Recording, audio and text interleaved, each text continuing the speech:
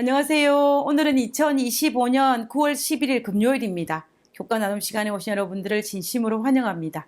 우리는 이번 한 주일 동안 2025년 제3기 출애굽기에서 제11과 배도와 중보에 대해서 살펴보았습니다. 오늘은 그 모든 것을 마무리하는 금요일 시간입니다. 기도드리고 금요일 내용을 살펴보도록 하겠습니다. 기도하겠습니다.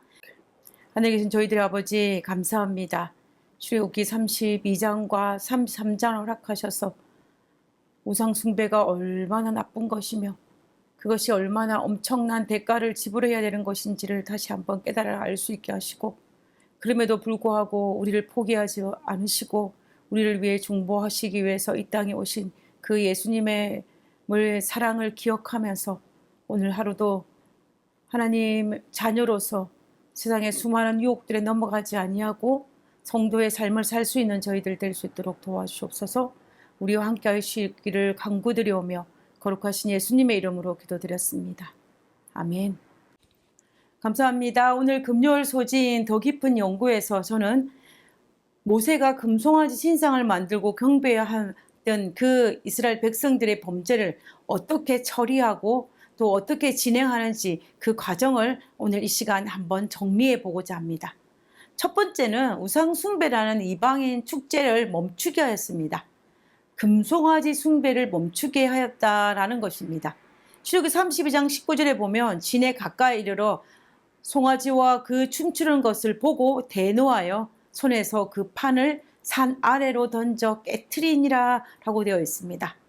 모세는 대노하였고 하나님의 십계명이 적힌 판을 산 아래로 던져 그 이방 신들의 축제를 멈추게 하였습니다. 하나님과 이스라엘 백성과 맺은 시내산 언약이 파괴되었음을 상징적으로 보여주는 그 법궤를 깨트린 것입니다. 이 모습을 본 이스라엘 백성들은 얼마나 자신의 죄가 가져온 결과가 놀랍고 무서운지를 알았겠습니까? 그리고 두 번째는 어떻게 하였느냐 하면요, 금송아지를 처리하였습니다. 모세가 출애굽기 32장 20절에 보면 모세가 그들의 만든 송아지를 가져 불살라 부수어 가루를 만들어 물에 뿌려 이스라엘 자손에게 마시게 했다라고 되어 있습니다. 모세는 금송아지를 불사르고 부수어 가루를 만들어 버렸습니다. 그리고 그것을 물에 뿌려서 이스라엘 자손들에게 다 마시게 하였습니다. 애굽에서 인도에 낸 신이라고 경배하고 축제를 벌인 그 금송아지를 처리하고 있는 모습은 우리가 기억해야 될 부분입니다. 금송아지를 처리하는 과정에서 우리는 몇 가지의 의미를 찾을 수가 있는데요. 그 의미에 대해서 한번 살펴보고자 합니다. 첫 번째는 뭐냐면 금송아지의 흔적을 지우는 것입니다. 금송아지를 불태우고 부수어서 가루를 만들어 버렸습니다. 모세는 이스라엘 백성들에게 우상의 흔적조차도 없애고 싶었던 것 같습니다. 그리고 두 번째는 우상의 무력함을 드러내기 위해서입니다.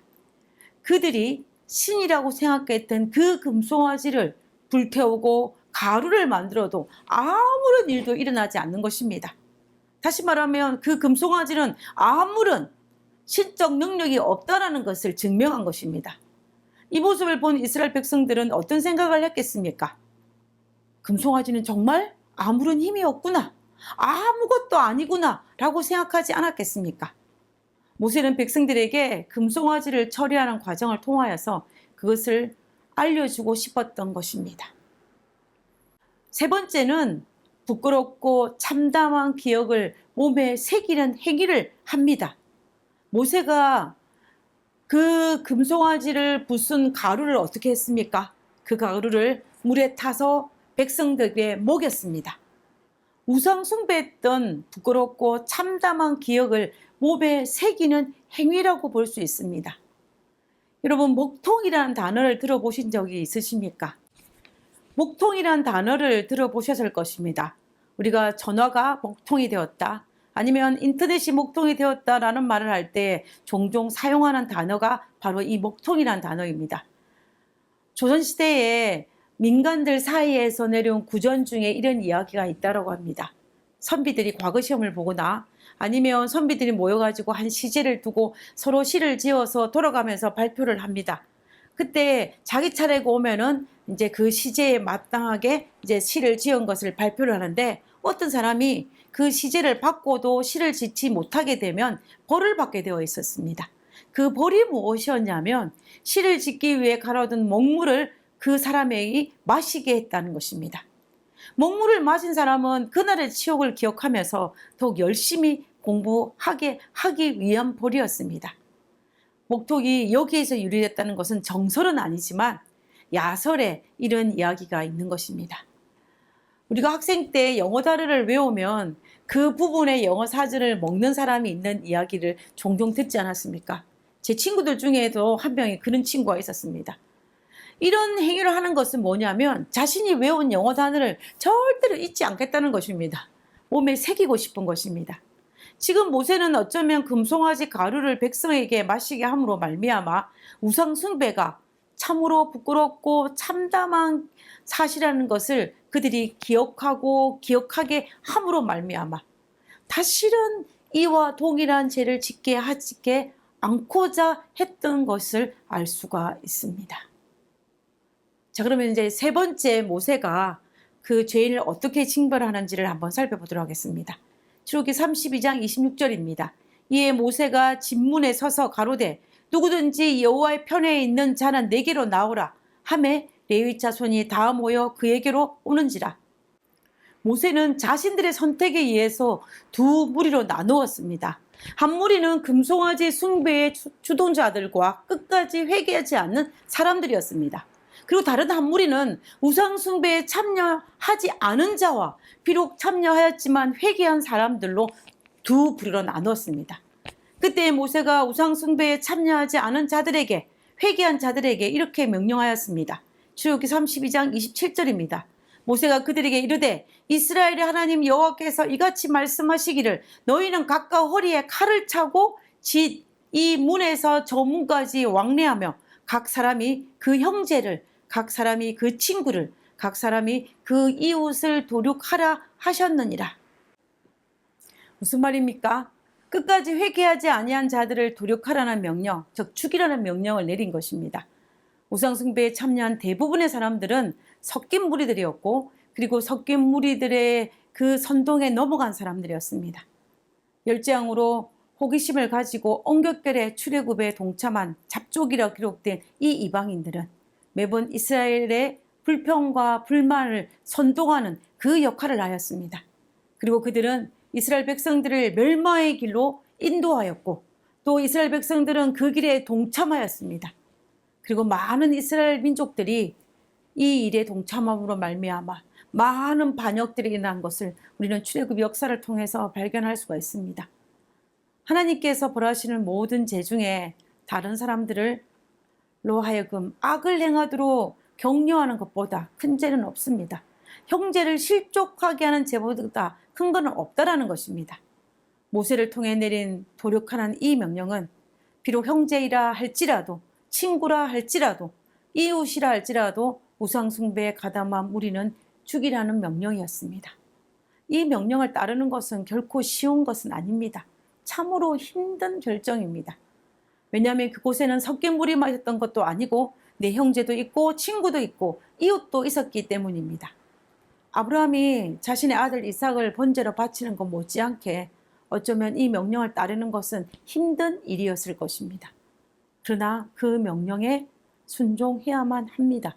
왜냐하면 그 이유는 첫 번째는 우상숭배에 대한 하나님께서 보이신 명백한 불쾌감을 이스라엘 백성들과 그리고 이웃 이방인들에게 보여줄 필요가 있습니다.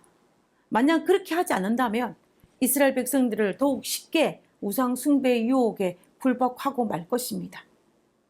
그럼 결과적으로는 더 많은 형제와 친족들이 우상숭배를 하게 될 것이고 범죄하게 될 것이기 때문에 더 많은 형제와 친족들이 죽임을 당하게 될 것이기 때문입니다. 그리고 두 번째는 우선순위의 문제입니다. 악을 허용하는 것에 있어서 사소한 세상에서 맺은 그 인연 때문에 그 악을 허용한다는 것은 말이 안 되는 것입니다. 하나님께서 불쾌 여기시는 것을 세상에서 맺은 인연이라고 하여서 허용된다면 그것은 안 된다는 것을 여기에서 보여주는 것입니다. 우리가 이런 경우에 우리에게 필요한 것은 무엇이냐면 아브라함이 가졌던 아브라함의 믿음이 필요합니다. 아브라함이 이삭을 제물을 바칠 때 그에는 어떤 믿음이 있었습니까? 아브라함은 하나님께서 비록 내 아들 이삭이 죽을다 할지라도 하나님께서는 이삭을 다시 살리실 것을 믿었습니다. 그리고 하나님께서 이삭을 통해서 하늘의 별과 같이 바다 위의 모래와 같이 많은 민족을 만들 것이라는 것을 믿었습니다. 이것이 바로 아브라함이 믿는 믿음입니다. 이것은 또다시 오늘 우리가 하나님께서 나에게 가장 좋은 것을 주시는 분이라고 믿는 믿음입니다.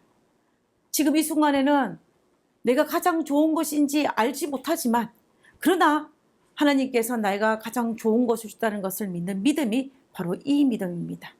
그렇기 때문에 고통의 결정이라 할지라도 이것이 우리 모두에게 가장 좋은 선택이라고 믿고 원칙을 향해 원칙을 순종하고 달려가는 것이 우리에게 필요합니다. 왜냐하면 하나님의 원칙을 택할 때에 지금은 비록 이해되어지지 않지만 나중에 보면 그것이 가장 좋은 것이라는 것을 알기 때문입니다. 이처럼 범죄한 이스라엘 백성을 하나님도 모세도 사랑하셨지만 그 형벌에 대해서만은 단호하셨음을 알 수 있습니다. 왜냐하면 죄에 대한 형벌은 있어야 하기 때문입니다. 그래야만이 반역에 고착된 이 사람들이 다른 사람들을 파멸로 인도하지 않기 때문입니다. 우리는 이번 주에 출애굽기에서 가장 가슴 아픈 사건이라고 볼 수 있는 시내산 아래에서의 금송아지 사건을 살펴보았습니다. 우리는 이 사건을 통하여서 하나님께서 우상 숭배를 얼마나 불쾌히 여기시는지를 알 수가 있었습니다. 우리도 이 세상을 살아갈 때에 그 동일한 현대판 우상들에게 우리의 영혼을 팔지 않게 되기를 바랍니다. 그래서 하나님을 슬프게 불쾌하게 만들지 않게 되기를 바랍니다. 날마다 하나님 앞에 부복하고 하나님을 바라봄으로 우상들이 더 이상 우리를 유혹할 수 있는 유혹거리가 되지 않게 되기를 진심으로 바랍니다. 우리 모두 하나님을 바라봄으로 말미암아 출애굽기 32장의 그 고통의 삶이 그 우상 숭배의 삶이 우리의 삶과 상관없는 삶이 되기를 간절히 바라면서 이번 주 모든 교과를 마치도록 하겠습니다. 기도하고 마치겠습니다. 하늘에 계신 저희들의 아버지 하나님, 우상 숭배가 얼마나 큰 죄악인지를 보여주셔서 감사합니다. 아버지, 우리가 그 우상들에게 넘어가지 않고 우리 영혼을 팔지 않도록 우리를 도와주시옵소서. 아버지, 우리는 우리 스스로의 힘으로는 그 일을 할 수 없사오니 하나님의 능력으로 하나님을 바라봄으로 주께서 허락하신 성령을 통하여서 넉넉히 이겨나가기를 원하오니 아버지여 우리를 지켜주시고 성령을 통하 주셔서 우리가 성령을 통하여 승리할 수 있는 저희들 될 수 있도록 도와주시옵소서. 우리와 함께 하심을 감사드리오며 거룩하신 예수님의 이름으로 기도드렸습니다. 아멘.